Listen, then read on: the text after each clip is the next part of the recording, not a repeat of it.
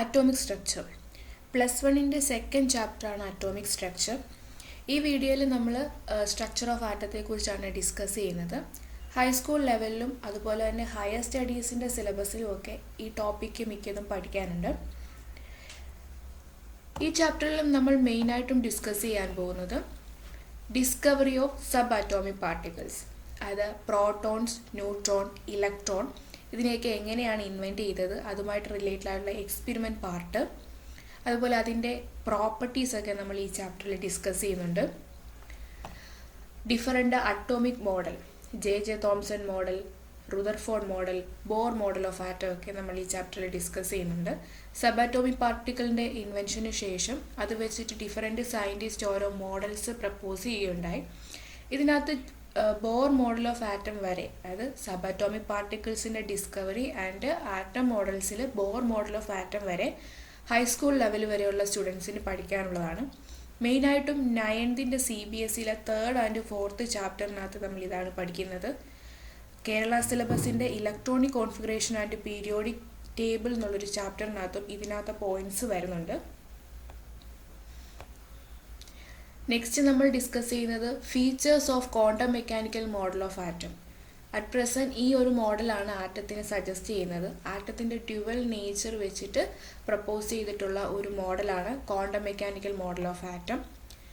അതുപോലെ തന്നെ nature of electromagnetic radiation and Planck quantum theory ഈ ചാപ്റ്ററിലെ മെയിനായിട്ടുള്ള ഒരു ടോപ്പിക്കാണ്.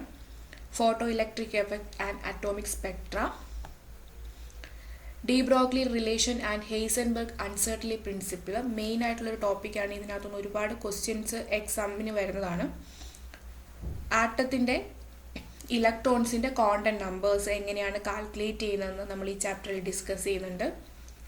ഇലക്ട്രോണിക് കോൺഫിഗറേഷൻ ഓഫ് ആറ്റം, ആറ്റത്തിനകത്ത് ഡിഫറെൻറ്റ് സബ്ഷെല്ലിൽ ഇലക്ട്രോൺസിൻ്റെ ഫില്ലിംഗ് എങ്ങനെയാണ്, അതിനെപ്പറ്റിയുള്ള റൂൾസ്, എങ്ങനെയാണ് സബ്ഷെല്ലുകളിൽ ഇലക്ട്രോൺ ഫില്ല് ചെയ്യുന്നതെന്നുള്ള കാര്യങ്ങളൊക്കെ നമ്മൾ ഈ ചാപ്റ്ററിൽ ഡിസ്കസ് ചെയ്യുന്നുണ്ട്. ചാപ്റ്ററിലേക്ക് വരുന്നതിന് മുൻപ് നമുക്ക് ആറ്റത്തിൻ്റെ ഹിസ്റ്ററി ഒന്ന് ഡിസ്കസ് ചെയ്യാം. ആറ്റം എന്നുള്ളൊരു വേർഡ് സജസ്റ്റ് ചെയ്തത് ഗ്രീക്ക് ഫിലോസഫറായ ഡെമോക്രട്ടസ് ആണ്. 400 BCയിൽ ഒരുപാട് ഫിലോസഫേഴ്സ് ആറ്റത്തിനെ കുറിച്ച് ഒരുപാട് സജഷൻസ് കൊണ്ടുവരികയുണ്ടായി. അതിനകത്ത് മെയിൻ ആയിട്ടുള്ള 2 നെയിംസാണ് ലൂസിപ്പസ് ആൻഡ് ഡെമോക്രട്ടസ്. ഗ്രീക്ക് വേർഡിൽ നിന്നും ആറ്റം എന്നൊരു വേർഡ് സജസ്റ്റ് ചെയ്തത് ഡെമോക്രട്ടസ് ആണ്.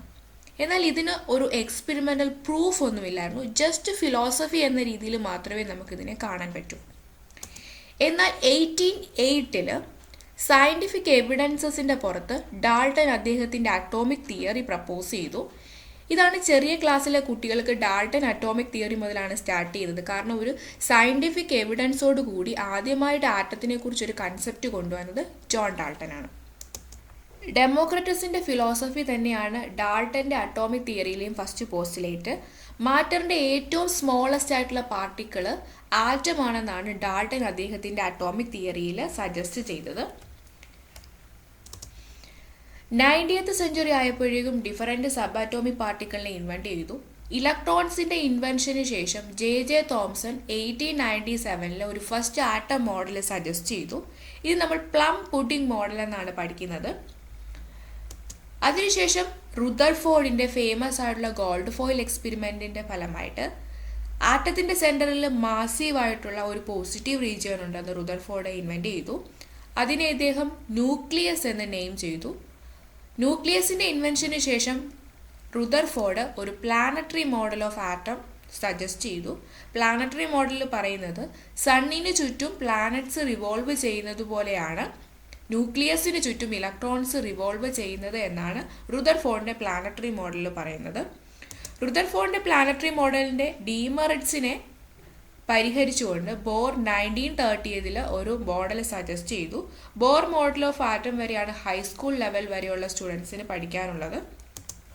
1924 ഫേമസ് ആയിട്ടുള്ള ഡി ബ്രോഗ്ലി വേവ് ഇക്വേഷൻ വന്നു. ഡി ബ്രോഗ്ലിയുടെ കൺസെപ്റ്റ് വെച്ചിട്ട് ആറ്റത്തിന് ഡ്യുവൽ നേച്ചർ ആണെന്നാണ് പറയുന്നത്. അതായത് അതിന് പാർട്ടിക്കിളിനെ പോലെയും വേവിനെ പോലെയും ബിഹേവ് ചെയ്യാൻ പറ്റുമെന്നാണ് ഡി ബ്രോഗ്ലിയുടെ വേവ് ഇക്വേഷൻ്റെ ഫലമായിട്ട് നമുക്ക് മനസ്സിലാക്കാൻ പറ്റുന്നത്. ആറ്റത്തിൻ്റെ ഡ്യുവൽ നേച്ചർ വെച്ചിട്ട് എർവിൻ ഷ്രോഡിഞ്ചർ എന്ന സയൻറ്റിസ്റ്റ് 1926 ഡെവലപ്പ് ചെയ്തതാണ് ക്വാണ്ടം മോഡൽ ഓഫ് ആറ്റം. ഇതിനകത്ത് ആറ്റത്തിൻ്റെ ഡ്യുവൽ നേച്ചറിൻ്റെ ബേസിസിലാണ് ആറ്റം മോഡൽ പറയുന്നത്. അതുപോലെ തന്നെ ഇലക്ട്രോൺസ് 3 ഡയമെൻഷണൽ സ്ട്രക്ചറായിട്ടാണ് ക്വാണ്ടം മോഡൽ ഓഫ് ആറ്റത്തിനകത്ത് നമ്മൾ റെപ്രസെൻറ്റ് ചെയ്യുന്നത്. ഇപ്പോൾ നമ്മൾ കറക്റ്റായിട്ടുള്ളൊരു മോഡലായിട്ട് സജസ്റ്റ് ചെയ്യുന്നത് ക്വാണ്ടം മോഡൽ ഓഫ് ആറ്റമാണ്. J Thomson model of atom, Rutherford model of atom, Bohr model of atom ഇതെല്ലാം റോങ് ആയിട്ടുള്ള മോഡൽസാണ്. ബട്ട് ഇപ്പോൾ നമ്മൾ ഡ്യുവൽ നേച്ചർ വെച്ചിട്ട് കറക്റ്റായിട്ടൊരു മോഡലായിട്ട് സജസ്റ്റ് ചെയ്യുന്നത് ക്വാണ്ടം മോഡൽ ഓഫ് ആറ്റമാണ്. 1927 ഹെയ്സൻബർഗിൻ്റെ ഫേമസ് ആയിട്ടുള്ള അൺസർട്ടൻലി പ്രിൻസിപ്പിൾ വരുന്നത്. അതിനുശേഷം 1932 ന്യൂട്രോണിനെ ഡിസ്കവർ ചെയ്യുന്നത്. അപ്പം 98th സെഞ്ച്വറി ആയപ്പം ഇലക്ട്രോൺസിനെയും പ്രോട്ടോൺസിനെയും എല്ലാം ഇൻവെൻറ്റ് ചെയ്തു എന്ന് പറഞ്ഞു. ബട്ട് വളരെ ലേറ്റ് ആയിട്ടാണ് 1932 ന്യൂട്രോൺസിൻ്റെ ഡിസ്കവറി വരുന്നത്. കാരണം ന്യൂട്രോൺസ് എന്ന് പറഞ്ഞു കഴിഞ്ഞാൽ ചാർജ് ഇല്ലാത്ത പാർട്ടിക്കിളാണ്. അതുകൊണ്ട് തന്നെ അതിൻ്റെ ഇൻവെൻഷൻ ഭയങ്കര ഡിഫിക്കൽട്ടായിരുന്നു. ഓർഡിനറി കെമിക്കൽ റിയാക്ഷനിലൊന്നും തന്നെ നമുക്ക് ന്യൂട്രോണിനെ കിട്ടില്ല. അതുകൊണ്ട് തന്നെ വളരെ ലേറ്റ് ആയിട്ടാണ് ന്യൂട്രോണിൻ്റെ ഡിസ്കവറി നടക്കുന്നത്. ഓക്കെ, നമുക്ക് ചാപ്റ്ററിലേക്ക് വരാം. നമ്മൾ ഫസ്റ്റിൽ ഡിസ്കസ് ചെയ്തിരുന്നു ഗ്രീക്ക് ഫിലോസഫറായ ഡെമോക്രട്ടസ് ആണ് ആറ്റം എന്നൊരു വേർഡ് സജസ്റ്റ് ചെയ്തതെന്ന് പറഞ്ഞു. അതുപോലെ തന്നെ ലൂസിഫസിൻ്റെയും ഡെമോക്രട്ടസിൻ്റെയും കൺസെപ്റ്റ് വെച്ചിട്ട് atoms are the fundamental building blocks of matter. മാറ്ററിൻ്റെ ഏറ്റവും സ്മോളസ്റ്റ് ആയിട്ടുള്ള പാർട്ടിക്കിളാണ് ആറ്റം എന്നാണ് അവരുടെ കൺസെപ്റ്റ് വെച്ച് പറയുന്നത്. ഓക്കെ, അതായത് ഇപ്പം മാറ്ററിനെ എടുത്ത് നമ്മൾ കട്ട് ചെയ്ത് പോയി ഏറ്റവും സ്മോളസ്റ്റ് ആയിട്ട് നമുക്ക് കിട്ടുന്ന സാധനമാണ് ആറ്റം. ആറ്റത്തിനെ നമുക്ക് ഫർദർ കട്ട് ചെയ്യാൻ പറ്റില്ല എന്നാണ് അവരുടെ കൺസെപ്റ്റിനകത്ത് പറയുന്നത്. അത് വെച്ചിട്ടാണ് ഗ്രീക്ക് വേർഡായ ആറ്റോമോയിൽ നിന്നും ആറ്റം എന്നൊരു വേർഡ് തന്നെ ഡെമോക്രട്ടസ് സജസ്റ്റ് ചെയ്യുന്നത്. ഈ വേർഡിൻ്റെ മീനിങ് അൺകട്ടബിൾ ഓർ നോൺ ഡിവിസിബിൾ എന്നാണ്. ഫർദർ കട്ട് ചെയ്യാൻ പറ്റില്ല എന്ന ഒരു വേർഡിൽ നിന്നാണ് ആറ്റം എന്നൊരു വേർഡ് തന്നെ അവർ സജസ്റ്റ് ചെയ്യുന്നത്. ഓക്കെ, നമുക്ക് ഡാൾട്ടൺ അറ്റോമിക് തിയറി ഡിസ്കസ് ചെയ്യാം. ഫസ്റ്റ് പോസ്റ്റുലേറ്റ്സ് പറയുന്നത് all matter is made up of very tiny particle called atom. മാറ്ററിൻ്റെ ഏറ്റവും സ്മോളസ്റ്റ് ആയിട്ടുള്ള പാർട്ടിക്കിളാണ് ആറ്റം എന്നാണ് ഡാൾട്ടൻ്റെ അറ്റോമിക് തിയറിയുടെ ഫസ്റ്റ് പോസ്റ്റുലേറ്റ്സ് പറയുന്നത്. And atoms are indivisible which cannot be created nor be destroyed in a chemical reaction. നമ്മൾ law of conservation of mass പഠിച്ചതാണ്. ലോ ഓഫ് കൺസർവേഷൻ ഓഫ് മാസിനെ സപ്പോർട്ട് ചെയ്യുന്നതാണ് ഈ ഒരു പോസ്റ്റുലേറ്റ്സ്. അതായത് ലോ ഓഫ് കൺസർവേഷൻ ഓഫ് മാസിനകത്ത് നമ്മൾ പഠിച്ചത് matter cannot be created nor be destroyed in a chemical reaction. Same തന്നെയാണ് atom cannot be created or destroyed in a chemical reaction. ഇതാണ് ഡാൾട്ടൻ്റെ സെക്കൻഡ് പോസ്റ്റുലേറ്റ്സ് ആയിട്ട് പറഞ്ഞിരിക്കുന്നത്. Third postulates atom of A given element are identical in mass and chemical property. ഇപ്പോൾ ഒരു എക്സാമ്പിളായിട്ട് hydrogen atom. Hydrogen ആറ്റത്തിലെ 2 atoms എടുക്കുമ്പം ആ 2 ആറ്റത്തിനും same mass ആയിരിക്കും, അതുപോലെ same chemical പ്രോപ്പർട്ടീസും ആയിരിക്കും. സെയിം ടൈപ്പ് ഓഫ് ആറ്റത്തിനെല്ലാം same mass and same chemical properties ആയിരിക്കും എന്നാണ് ഡാൾട്ടൻ്റെ തേർഡ് പോസ്റ്റുലേറ്റ്സിനാണ് അദ്ദേഹം പറയുന്നത്. Fourth postulates atom of different element have different mass and chemical properties.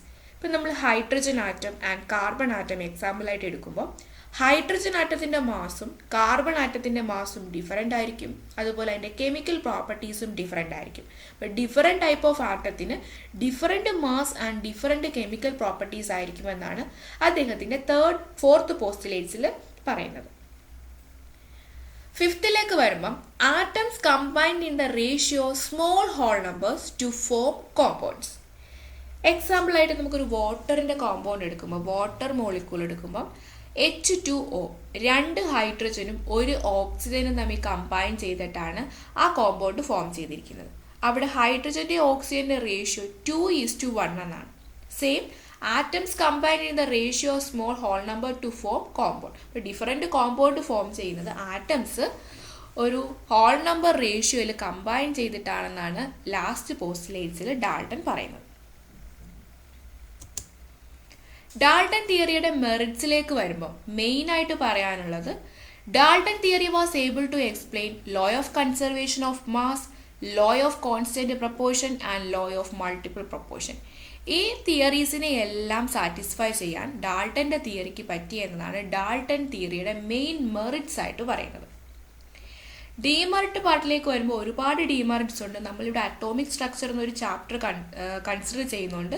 ഞാൻ അതുമായിട്ട് ബേസ് ചെയ്തിട്ടുള്ള ഡീമെറിറ്റ്സ് ആണ് ഇവിടെ എഴുതിയിരിക്കുന്നത്. He was failed to explain the result of experiments related to static electricity. നമ്മൾ ഫിസിക്സിനകത്ത് പഠിക്കുന്ന ഒരു ടോപ്പിക്കാണ് സ്റ്റാറ്റിക് ഇലക്ട്രിസിറ്റി. അതായത് രണ്ട് ഒബ്ജക്റ്റ് തമ്മിൽ റബ്ബ് ചെയ്യുമ്പം അവിടെ ചാർജസ് ക്രിയേറ്റ് ചെയ്യുമെന്ന് നമ്മൾ ഫിസിക്സിനകത്ത് പഠിക്കുന്നതാണ്.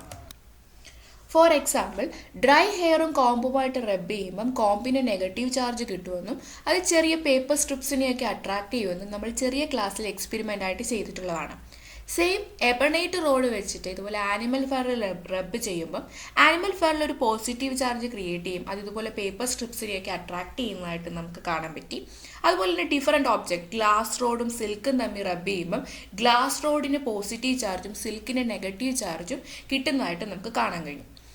എന്തുകൊണ്ടാണ് ഇതുപോലെ ചാർജസ് ക്രിയേറ്റ് ചെയ്യുന്നത്? അതിനെപ്പറ്റി ഒരു എക്സ്പ്ലനേഷൻ കൊടുക്കാൻ ഡാൾട്ടൻ്റെ തിയറിക്ക് പറ്റിയിട്ടില്ല.